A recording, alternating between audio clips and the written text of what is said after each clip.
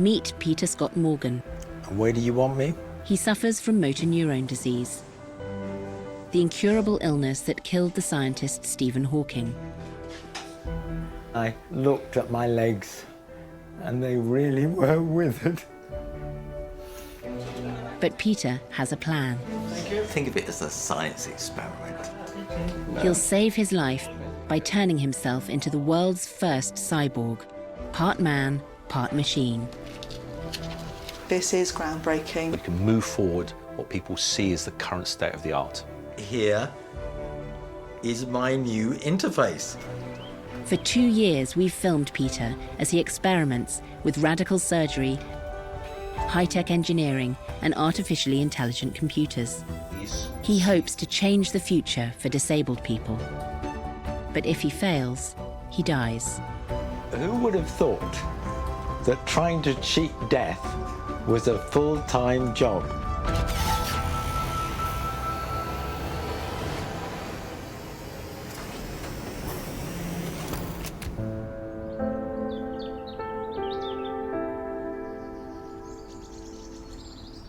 Tor Bay, South Devon, where Peter Scott Morgan lives with his husband, Francis.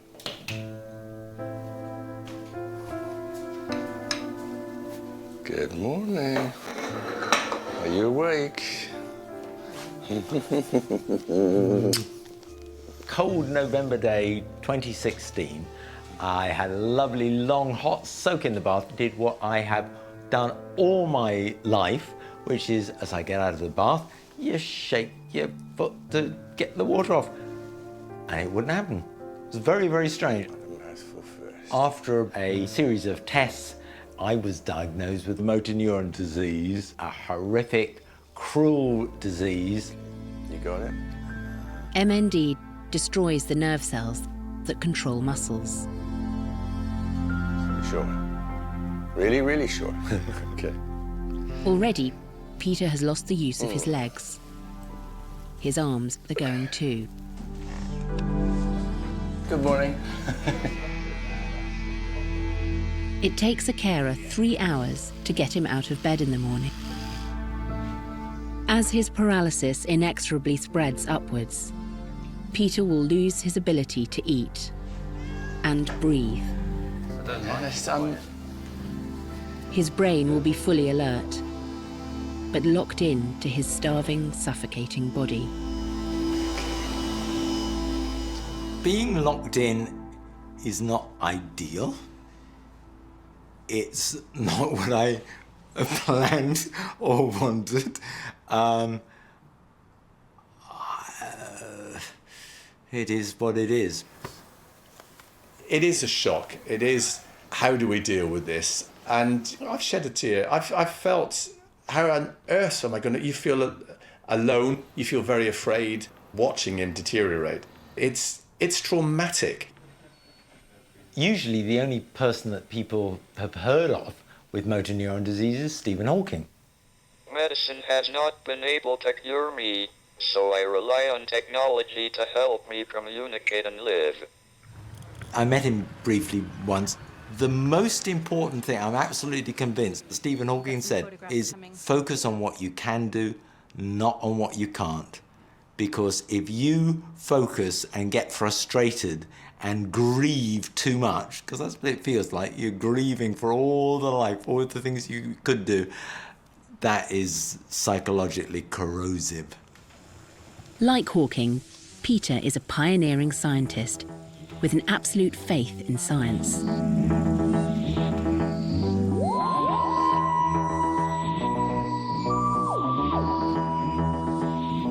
My whole science education when I was young was Doctor Who and Star Trek. When he has served his purpose, he, like the others, will be eliminated. Peter's fascination with Daleks led to a PhD in robotics at London's prestigious Imperial College. He wrote a book titled The Robotics Revolution and became a science communicator.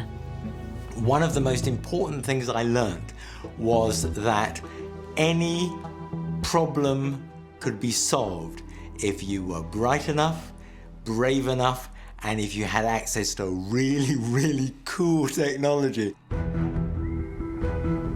So I came up with this idea to throw the rule book out, bring technology in, try to make life, not just for me, but for everybody with MND, transformed. First, Peter will avoid starvation by having his stomach replumbed so nutrients are piped in automatically. To prevent suffocation, he'll breathe through a tube that emerges at the base of his throat. Now mute, he'll have a synthetic voice that sounds exactly like him, expressing all Peter's feelings instantly, because the computer controlling his voice is plugged into his mind. His paralyzed and expressionless face will be hidden, replaced with a hyper-realistic avatar. With a powerful exoskeleton encasing his useless upper body, he'll be stronger than ever. A self-drive vehicle will hold him upright, so he'll tower over purely flesh and blood humans. Nice to meet you. There is no technology that I would not consider. This is cyborg territory, and I intend to be a human guinea pig to see just how far we can turn science fiction into reality.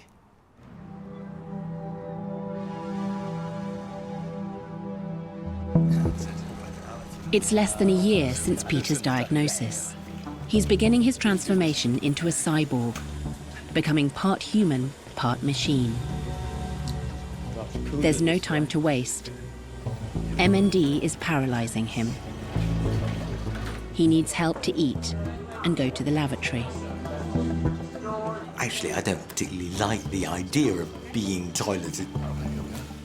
That's a perfect opportunity to throw a bit of engineering at it. Nice room.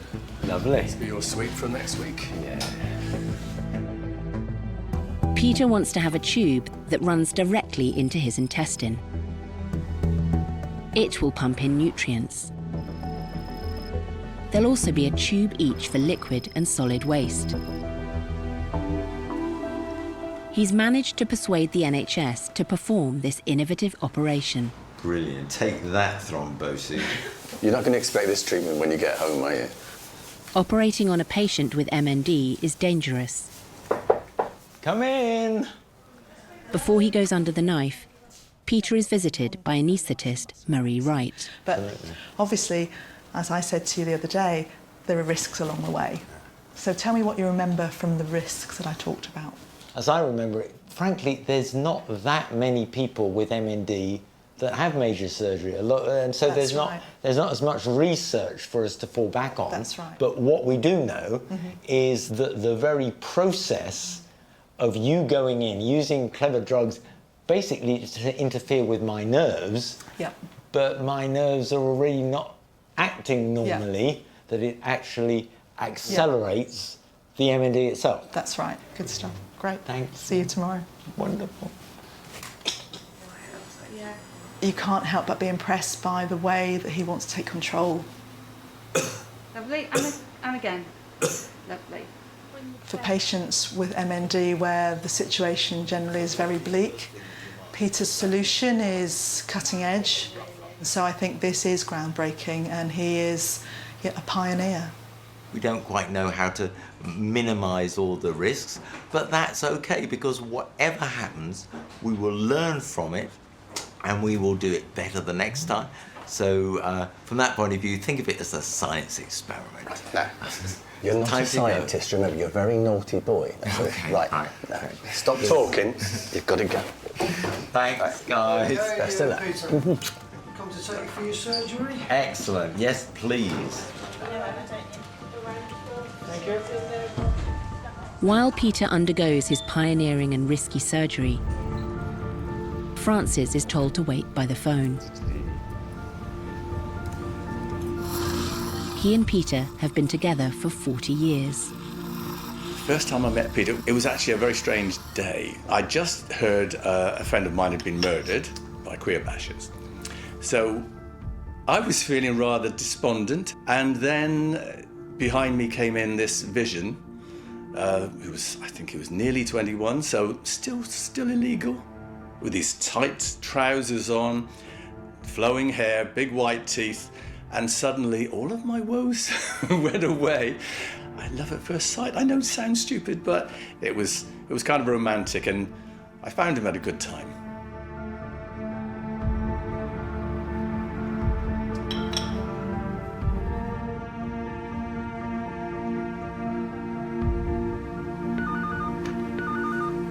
Hello. Hello, is that Scott Morgan's partner? It is. Hello, it's Mr. Kennedy. Hi. So, I'm doing fine, thank you, and so is Peter, actually. Brilliant. We've finished the operation. Oh, well done. Wonderful. Yes, the operation went extremely smoothly, actually. I was very pleased with it. Oh, great. That's so kind of you to give me a call. That's really reassuring. Here is my new interface. So I have fluids in, solids in, output number 1, output number 2. It's brilliant. I'm set for life. I don't know why everyone doesn't get one of these. Golden Iphofia, good grief. Just since I've been in hospital. 2 weeks later, Peter is back home, having safely completed the first stage of his transformation into a cyborg. Thank you, darling. Wonderful to be home. Wonderful to have you. What I'm doing now is just habit. Growing up openly gay in the 70s taught me to think for yourself. I got very used to not feeling that I had to fit, because for a long time the world was telling me you really, really don't fit. After 40 years of breaking the rules, still I'm saying, why do it the way that it's always been done before? Let's try something different. The next stage of Peter's transformation will require ingenious machinery. Despite his paralyzed legs, he intends to stand.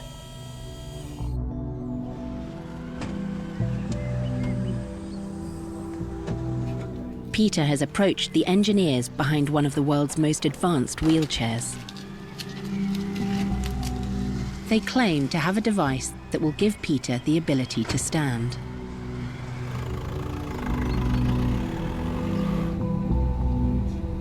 Intellectually, I understood that people who are disabled can have a rough time just fitting into the environment. So now I'm in a wheelchair. Now I get it. And it's incredibly difficult. Very, very good to see you. Even in hospitals, where you go in and I'm in a wheelchair, I look over this towering reception desk, a lovely face smiles, and then looks to Francis and just break eye contact. Then we can just tilt the chair and maybe... So this is a very, very important test. There you go, so if you just push that forward. Here we go. Okay, strange feelings. I am doing nothing. I am absolutely relaxing my muscles.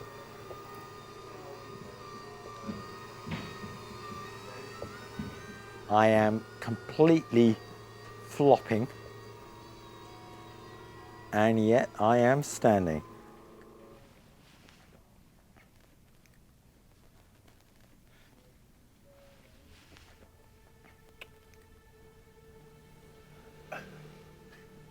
Good grief. I am unprepared for the emotion of not only being able to look down on people, for heaven's sake. It's not even just looking in the eye, but of being able to relax in a standing position. It is quite extraordinary. It really is.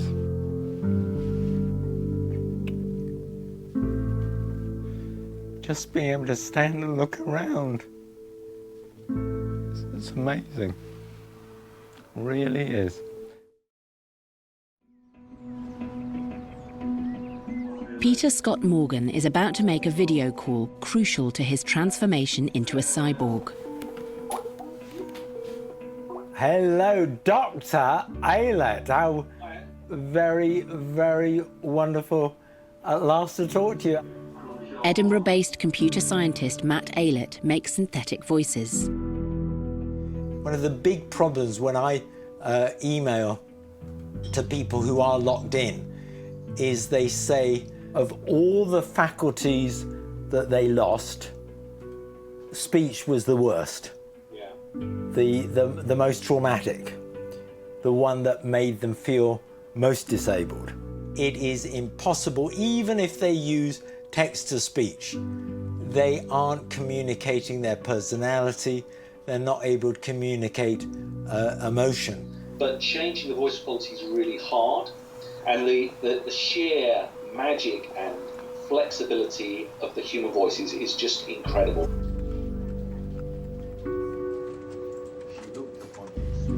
Working with Peter is a great opportunity because I know if we work closely with someone who's really got the motivation to make these things work, we can move forward what people see as the current state of the art. Peter is determined not to sound robotic, but human. I really want, when I'm locked in, to be able to sound a bit like me and actually convey some of the emotion and hopefully gain a bit of the empathy from people that I can in my current state. Without that, I think I'd feel very, very isolated.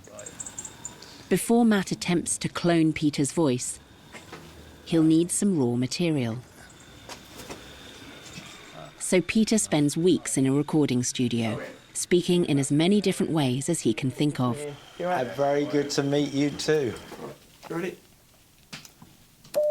We're working flat out. Really? Really? Really? Our voice betrays our emotions, it gives access to our motivations, it tells us where we're from, it says all sorts of things about us. And when you're starting to clone that voice, at the moment we have a massive challenge of trying to reproduce that broad use of the voice. The scientific terminology for that is complete bollocks. Having sent many hours of recordings to Matt Aylett, Peter turns his attention to another challenge.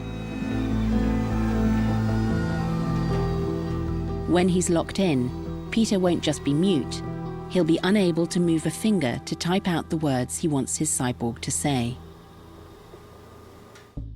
He hopes to solve this by having his cyborg's communication system connected directly to his mind. What's called a brain-computer interface, or BCI.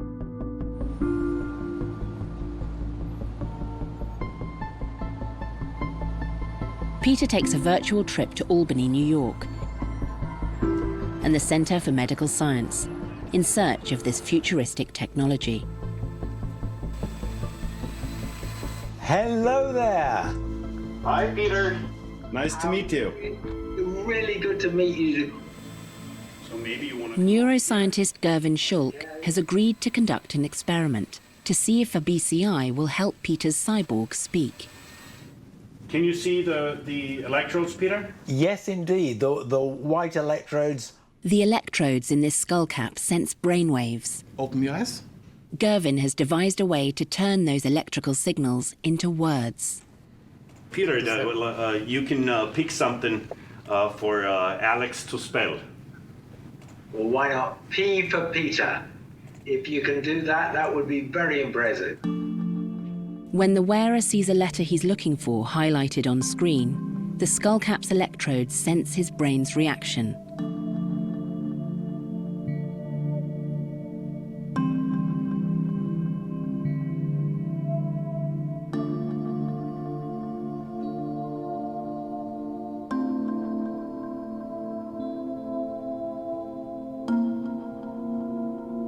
So that whole process took, about 3 minutes maybe? Yeah, something like that. Something like that, 3 minutes, and he spelled exactly what you asked for. Thank you so much. Well, thank you very much. Using a BCI, Peter would manage little more than a word per minute, but humans speak at about 250 words per minute. Peter's cyborg would struggle to hold a conversation. It's a major setback. All of that fantastic research is like this alluring promise of what is possible, but not for me. I'm going to have to find a different route that works for people who are locked in. And at the moment, I don't quite see how we're going to do it. This is not something Peter can do alone. Firing off emails from his home in Torbay, he reaches out to some of the world's leading scientists and engineers. There are bits that are missing. I don't know who some of the companies might be that can fill those gaps. All the things that I'm asking to be done have never been done before. But I feel I will have a long time to regret that I did not push with every fibre of my being to try and get as much done as possible before I head into that void.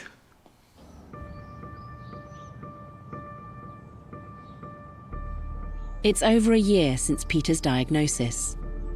MND is beginning to paralyze his chest. He's struggling to get air into his lungs. So he's trying to sleep in a breathing mask. Hello, sweetheart. Thank you. Okay. In the middle of the night, with my NIV mask on, I got a bit of phlegm somewhere around my throat shut, and I could not breathe. That sound when somebody can't breathe of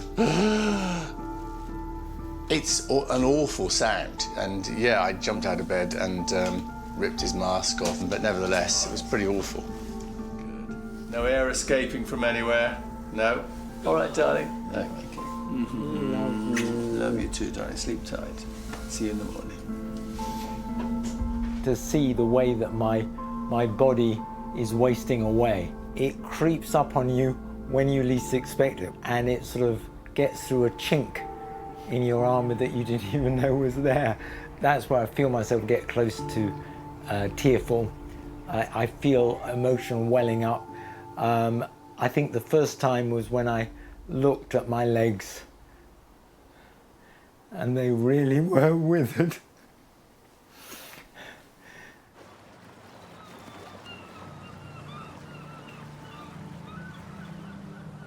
A few weeks later comes another critical test. Very good.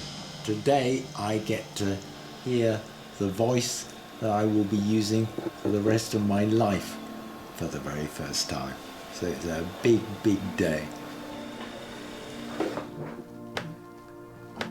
Hello, Peter. This is Peter, the first version of your new voice. This is you sounding sad. This is you sounding happy. This is you sounding cross. We hope this is good. Enjoy. A little bit robotic, I think. It's like, but I don't know what I sound like. A little bit like that, but you know, to be honest, I think we could do better. His voice, he did put on a brave face, but at the end of the day, what we heard, we were hoping for a lot better. We'd hoped to be in a slightly better place than we are at the minute. I think a bit disappointing. Seems like we've got an awful lot more to do.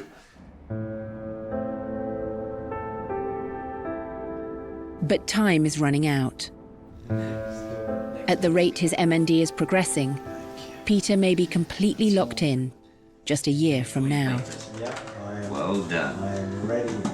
That clock keeps ticking away, and whether we get the design finished or not, whether we get it working or not, it's about as stressful as anything I've done in my career. A little bit of physiotherapy, just to keep his spastic joints bending. Without this, during the night, I'd just be woken up all the time with spasms in my legs. Lovely. Touchdown. Physically, it's more obvious that his muscles are wasting away. So yeah, it's a lot quicker than we thought. There you go. Sorry, Sooty. We were assuming that we wouldn't be here we were hoping for 2 or 3 years, maybe longer. But this is where we are.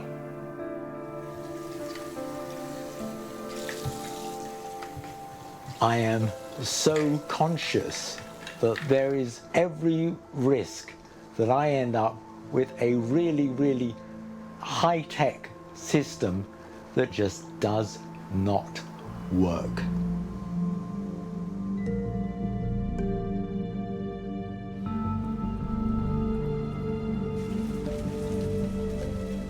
In late winter 2018, there are tough choices for Peter Scott Morgan.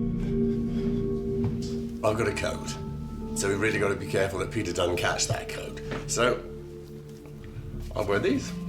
Simple. He hasn't yet worked out how he will transform himself into a cyborg, but his MND now affects his entire upper body. He has difficulty feeding himself and breathing. The progression of MND continues. You can probably tell my lung capacity is a lot lower.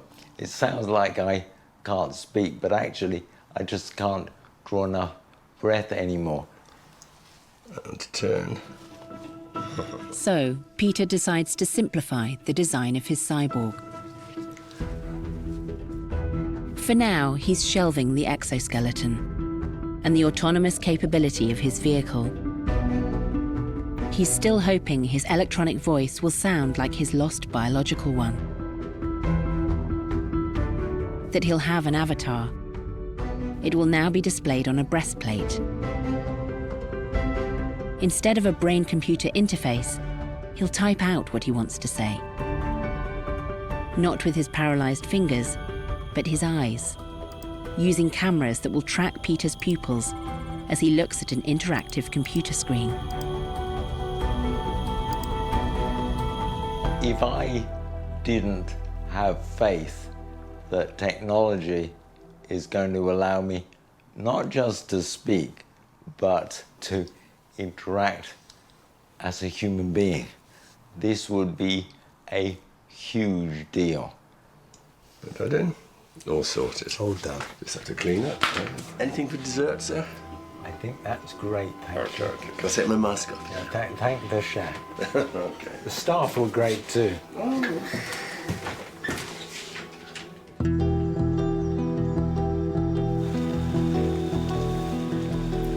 Magnificent. So you can go through the water, it's all right, Peter takes a rare break from the hard work on his cyborg. He and Frances are celebrating a special day. Happy anniversary, darling. And yes. Happy one that... Well, we've been together for 40 years nearly, so 13 is just only part of our life together. That's when the law bothered to catch up. We made it catch up. Oh yeah, I'd forgotten that bit. Yeah, they were wrong and we were right. On the 21st of December 2005, the very day it became legal for same-sex couples to enter civil partnerships, Peter and Frances were among the first to tie the knot.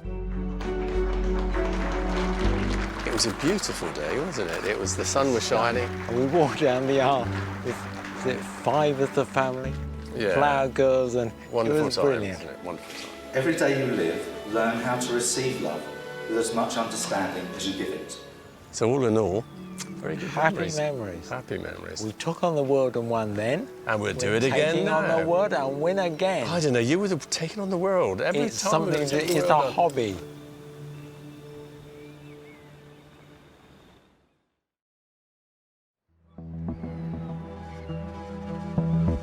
Then there's a massive breakthrough.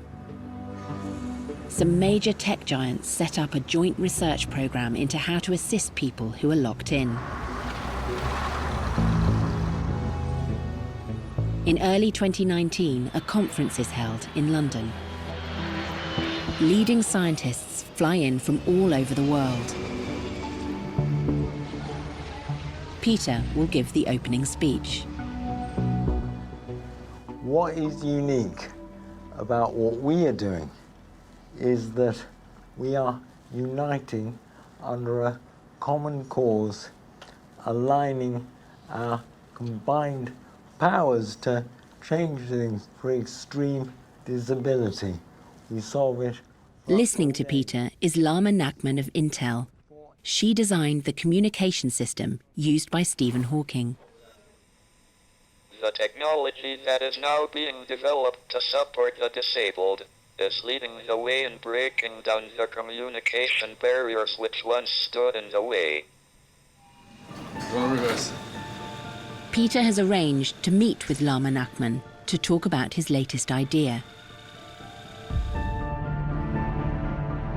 Laboriously typing out words with his eyes, his cyborg will talk very slowly, as Stephen Hawking did. So Peter wants his cyborg to have its own artificial intelligence. With this, it might speak so fast it can hold a conversation. Apologies. That's all right. It's a very important social interaction with me. Chatting away. Sometimes it's slightly blue, puerile, silly, but it's, you know, it's what people who really got to know each other. To stop it then, Peter.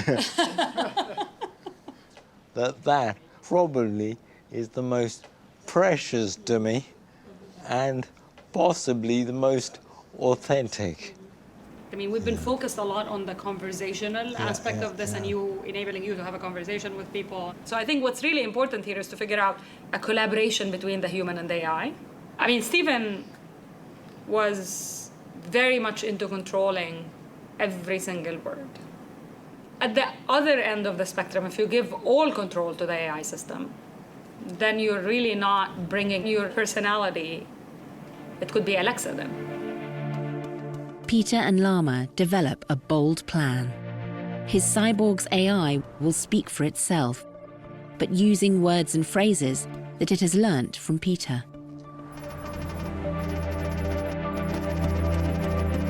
Something that is relevant and kind of sounds like what you would say, I think that is possible with AI. You will all interact. It'll still be me, but it'll be a different me. And I will move on too. I mean, it's just in the same way that if you work with an assistant, right? If you're going to tell them every single thing and how to do it, you can't be efficient at having that happen, right? If you're willing to give up that level of control, right, then there's much more that can be done. Thank you, thank you. Thank you very much. Bless you. Peter leaves Lama having crossed a controversial frontier. Is there room? To preserve his personality, he'll let an artificial intelligence control it. He'll truly be part human, part machine. I'm a scientist. I believe in technology. I love pushing things to the limit to see what we can do, to see how we can change what it means to be human.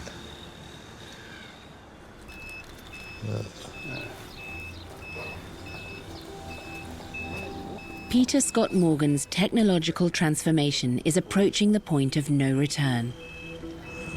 That feels about right. It's almost 2 years since he was diagnosed with motor neurone disease. The paralysis has now reached his neck. He's struggling to swallow and cough. That's it. Keep straight. So saliva, instead of going to his stomach, runs into his lungs and gathers there. This will eventually give him fatal pneumonia, unless he reroutes his throat, disconnecting his lungs from his mouth. After this laryngectomy, he'll breathe through a tube that emerges above his chest. But Peter will never speak again. The surgeon who's agreed to perform this radical operation is Philip Rees. Hello. Hello, Philip. Good to see you again. And you. It starts off with a big old cut, as you can imagine. So from about there, round here to about there. I personally like where the stoma, the hole is. I make that separate from the big incision. So I've never had a problem with that, and it heals nicely. I feel more and more uncomfortable that the timing is excellent, because conveniently from that point of view everything is shutting down. We would not want to wait until the spring. No, I don't think we can. Then it's the right thing to do. It's not. It isn't for everyone. Of course not. It's a big deal. It's a big deal to go through. I have, over the years, had a number of patients who would rather die of cancer than have laryngectomies.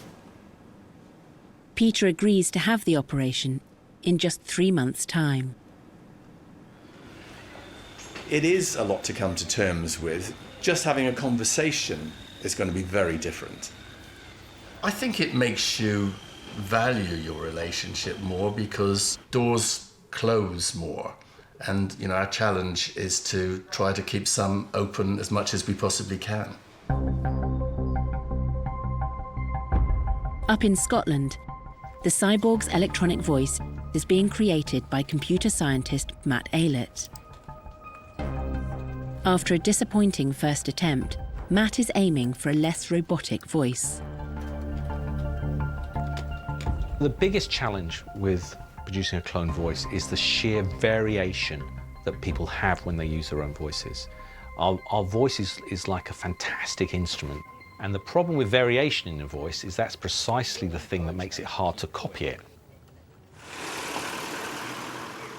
Just 2 months before Peter loses his voice, the clone is ready.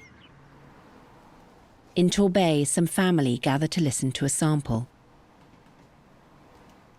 Matt wants to show what the cloned voice is capable of. Ready? Fair to look. 3, 2, 1. So, without telling anyone, he's programmed it to do something Peter already can't: sing. Come with me, and you'll be in a world of pure imagination. Take a look, and you'll see into your imagination. Unbelievable. If you want to view paradise, simply look around and view it.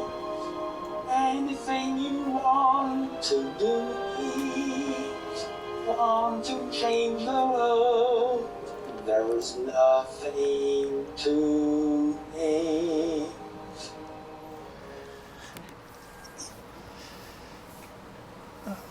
Amazing. Well, oh my goodness, amazing. Quite emotional. Lost for words. Amazing. I think it just sounded right. That's your Great, voice. yeah. It's your voice. Incredibly clever. Like, yeah. I mean, getting back something I never thought I would.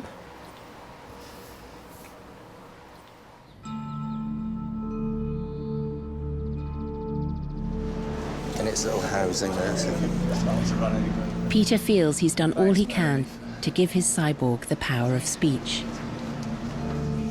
He and Francis go into hospital for the final irreversible step: having Peter's biological voice removed.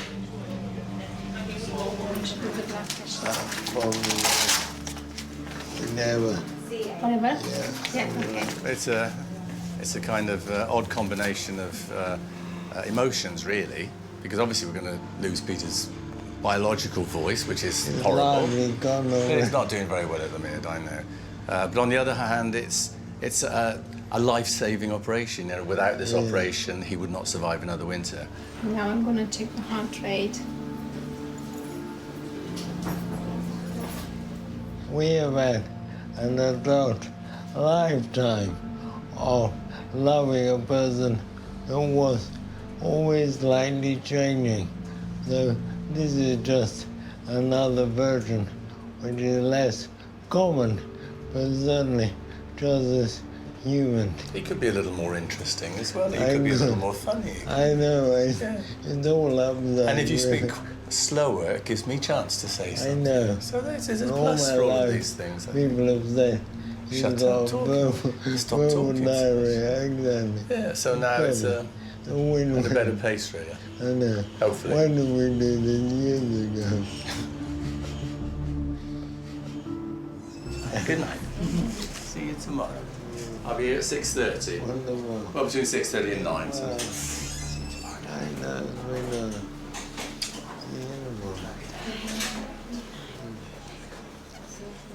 Come on then.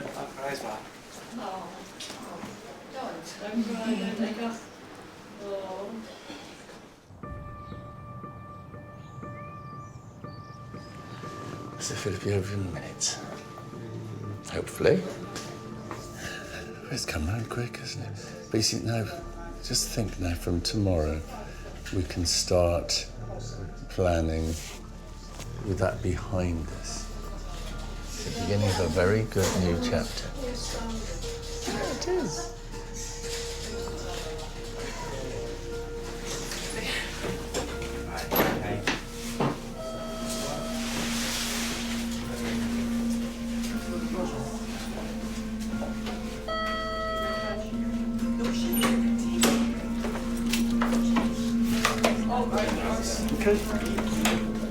That one's just to monitor your oxygen levels, all right?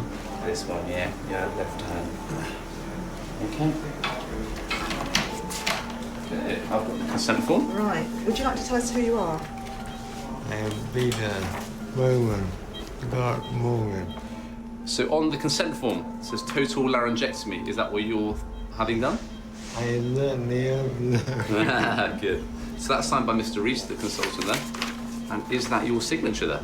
It is the best I can do. So I'm giving you the chill out stuff so you might start to feel a bit floaty. You're going to come down this side, buddy. That's it. Remember, people are thinking the last words are going to be... I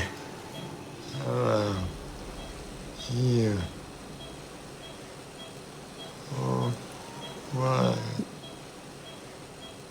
Love you too.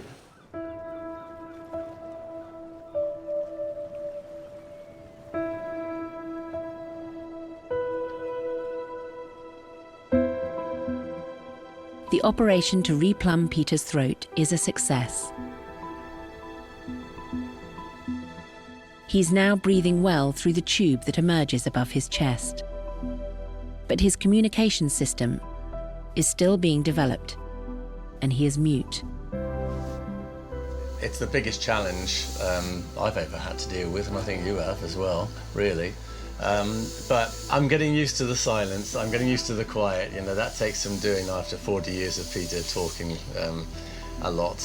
We're in as good a place as we could hope to be, given the situation, aren't we? Yeah.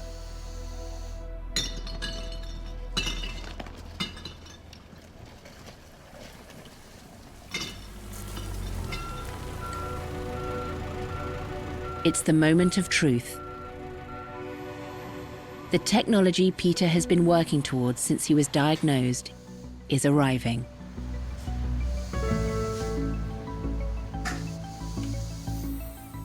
It has built-in life support, a communications computer, synthetic voice, and avatar.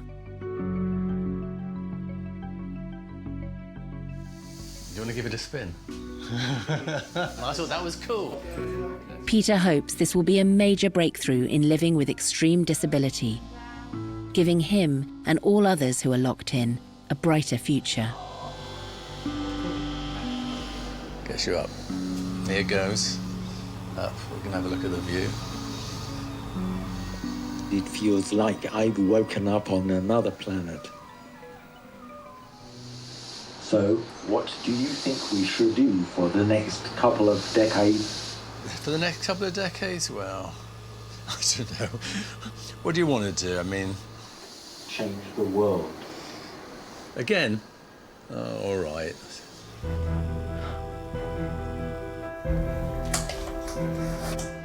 After 3 intense years, Hey, Pete. Peter's sci-fi vision is at last becoming reality. From the very beginning, Francis and I always knew that this was a journey. Not just for us, also for absolutely everyone who feels trapped in their bodies. It is all right to feel scared. It comes with being human. We can each be far stronger than we ever believe. We can fight our fears, and progress will then accelerate.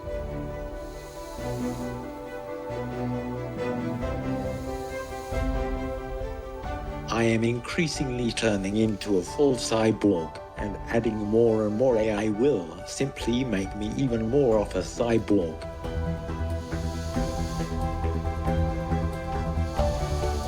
I will never stop being human, but maybe I will help to change what it means to be human. It is a hugely exciting time to be alive. Now is not the end of anything. Now is when the fun begins.